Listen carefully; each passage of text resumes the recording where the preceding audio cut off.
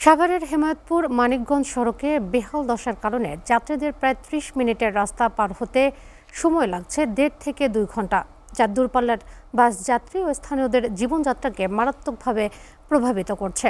সড়কের এই বেহাল অবস্থার জন্য সড়ক ও জনপথ বিভাগকে দায়ী করছেন অনেকেই। এ বিষয়ে বিস্তারিত জানাতে সাভার থেকে সরাসরি যুক্ত হচ্ছেন সহকর্মী সাদ্দাম হোসেন। সাদ্দাম, হেমায়েতপুর মানিকগঞ্জ সড়ক মেরামতের সড়ক ও জনপথ বিভাগ কেন উদ্যোগ নিচ্ছে না, বিস্তারিত জানাবেন। আপনি যেমনটা বলছিলেন, আমার পিছনের যে সড়কটি দেখছেন এটি হেমায়েতপুর থেকে সিংগার মানিকগঞ্জ যে সড়কটি, সেই সড়ক এই লেন দিয়ে কিন্তু যাওয়া হয় এবং প্রতিদিন এই সড়ক দিয়ে হয়তো হাজার হাজার যানবাহন কিন্তু যায়।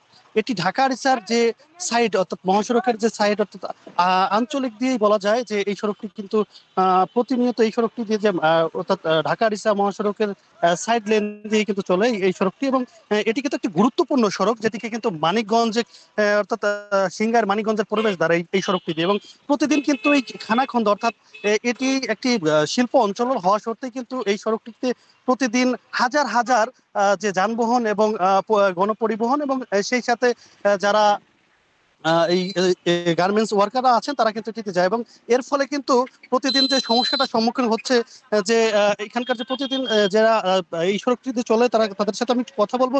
আপনারা এই সড়কটিতে প্রতিদিন যাতায়াত করেন, এই সড়কে কি কি সমস্যা হয়? এই যে এইটি তো ভাঙাচোরা, সড়ক কি সমস্যা তো দেখতেই পাইতে আছেন যে কি সমস্যা। কত সময় লাগে এই সড়কটিতে? আপ- এই আপ- ভাঙা 1 কিলোমিটার রাস্তায় কত সময় লাগে? আমরা তো বেশি দূর যাই না, সামনে ফ্যাক্টরি তো ওই পর্যন্ত যাই, তো লাগে, অনেক সময় লাগে। রাস্তাও তো ভাঙ্গা, দেখেন না, গাড়ি তো টানাই যায় না।